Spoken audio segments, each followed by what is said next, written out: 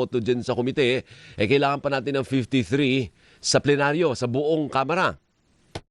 Opo.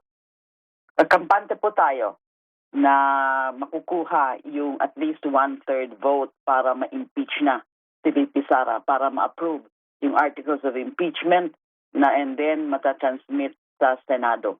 53 kasi, ang batayan po natin, yun na nga, yung botohan kahapon, unanimous pa, kaya nakakatuwa po yun. At kung yun ang batayan, mukhang madali na talagang makuha yung other votes para makakomply nung threshold ng one-third, at least one-third. Pero Opo. syempre, ang target natin is medyo sobrahan pa ng one-third para mas malinaw yung pasya ng House, mas magiging impressive siya. Diba? Kasi nga, nung last year, yung sa unang complaint Opo. ay more than 200 plus yung nag-approve ng articles of impeachment. Opo. So, mas maganda kung malaking numero din ang makukuha ngayon sa plenary. Opo. Are you offering yourself to be one of the prosecutors pag natuloy po sa Senado ang impeachment trial? Hindi po, I'm not offering, I'm not volunteering. So I'll just wait, tingnan na lang po natin. Kasi mangyayari po yan kapag talaga na-approve na yung articles of impeachment at ma-transmit na sa Senado, yun po ang susunod na gawin ay yung mag-appoint ng panel of prosecutors. So let's just see. So wala pa po akong decision dyan and as I said, hindi po ako magvo-volunteer. Pero willing po kayo, Kong?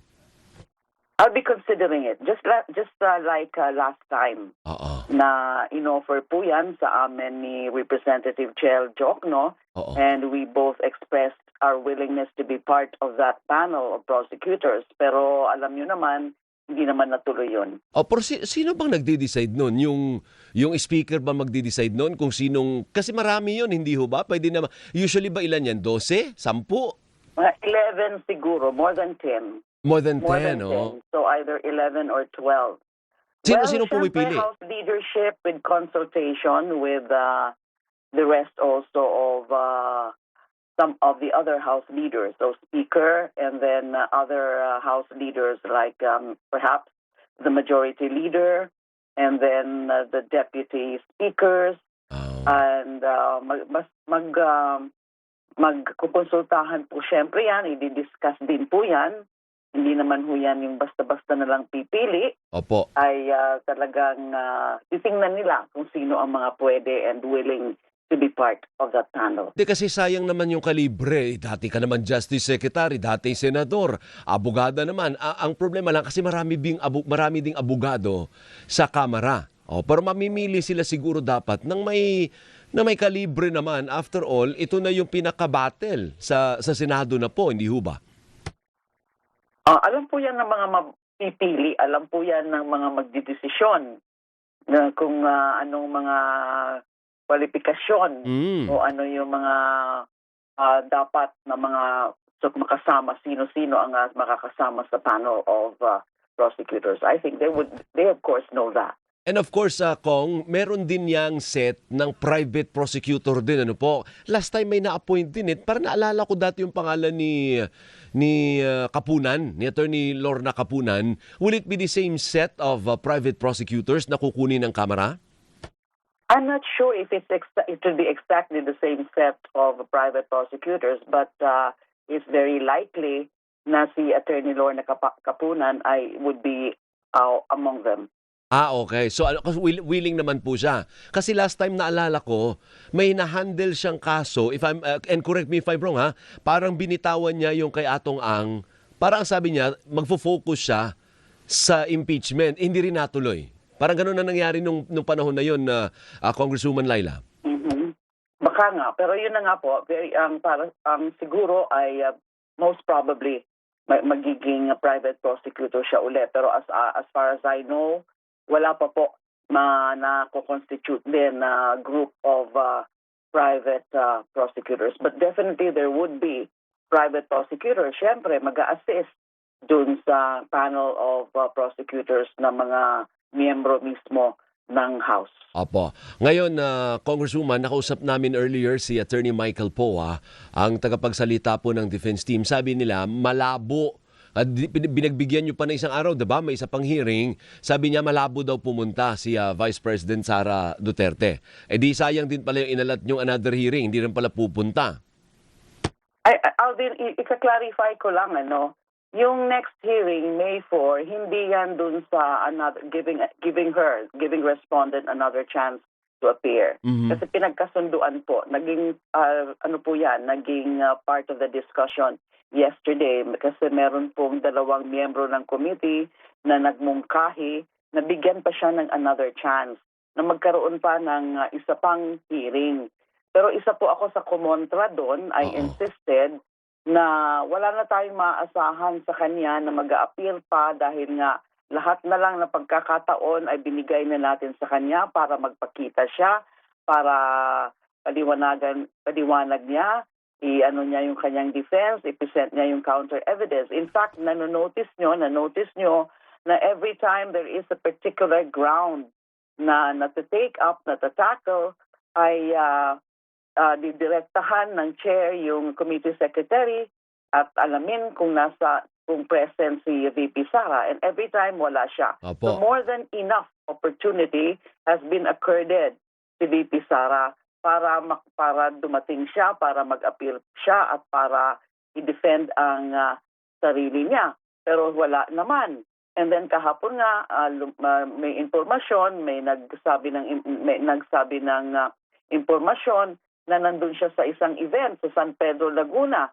And then, di ba, nabalita rin na may balak ata siyang mag-abroad uli, mag-tour uli, na nag-apply siya ng CAT clearance or travel authority. Mm-mm. So, pinapakita nito na talagang wala siyang kaplano-plano na harapin ang Justice Committee. Wala siyang respeto sa proseso ng Justice Committee. So why give her another chance? Ang due process is just giving one an opportunity. At sabi ko nga, more than enough opportunity has been accorded her. So yung May 4, actually, Alvin, Opo. ay para dun sa pag-adopt formally ng report ng committee and recommendations as well as the proposed articles of impeachment na dadalhin sa plenary.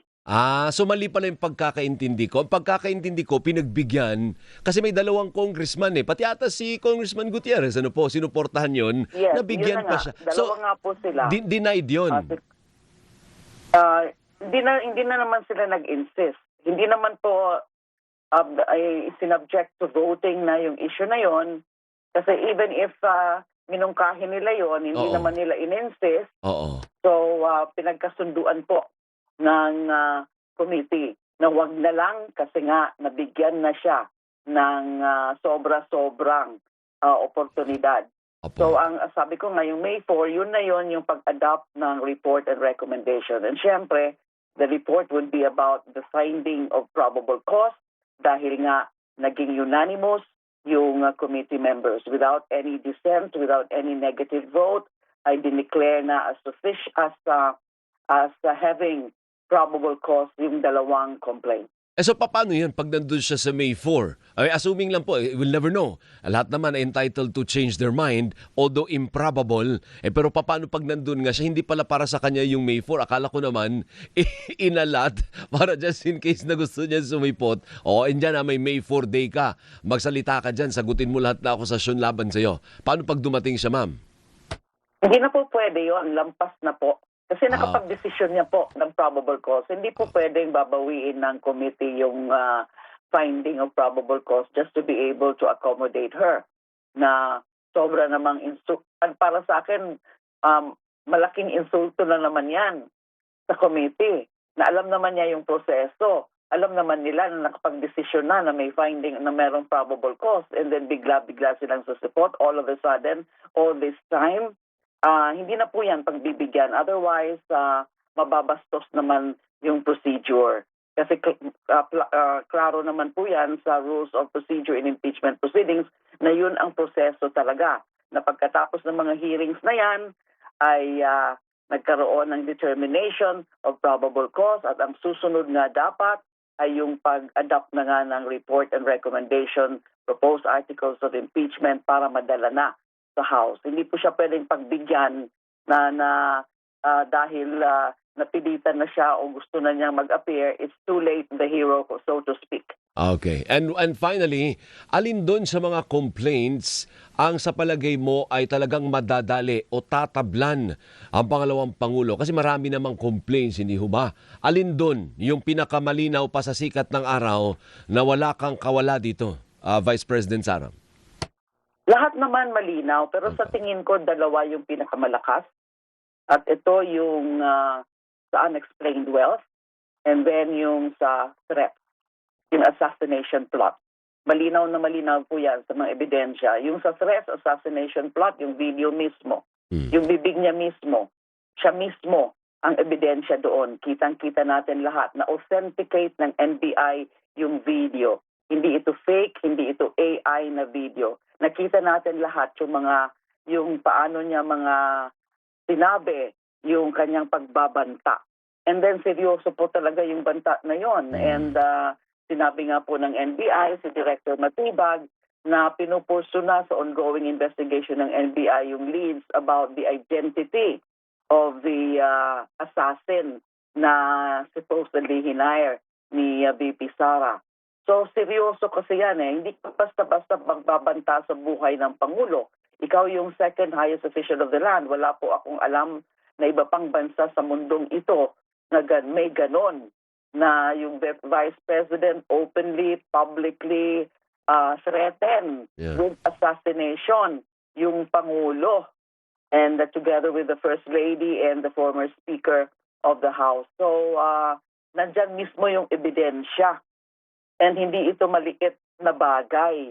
Hindi ho biro yung ganon na meron kang banta sa Pangulo. Hindi po itong ordinaryong mamamayan yung Pangulo. He represents the government. So ito po, malakas na malakas po ito. Ganon din po yung unexplained wealth dahil nga po sa mga lumabas sa AMLAC records na hindi tumutugma sa SALN, hindi tumutugma supposedly dun sa mga business entities na meron silang interest, sila ng asawa niya, si Attorney Mansa Carpio. So, yung smoking gun nga po yung yung AMLAC records na yan is even more than smoking records. So, yan po sa tingin ko ang dalawang pinakamalakas. Pero sabi ko nga, malakas din po yung ibang grounds. Thank you, ma'am. Maraming salamat po, ma'am. Magandang umaga po sa inyo. Mabuhay po kayo. Maraming salamat din.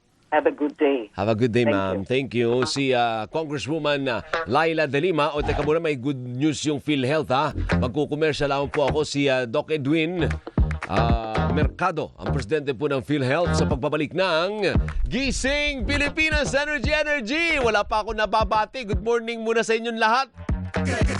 Good morning! Gising Pilipinas! Good morning! Kasama si Alvin El Chico. Gising Pilipinas.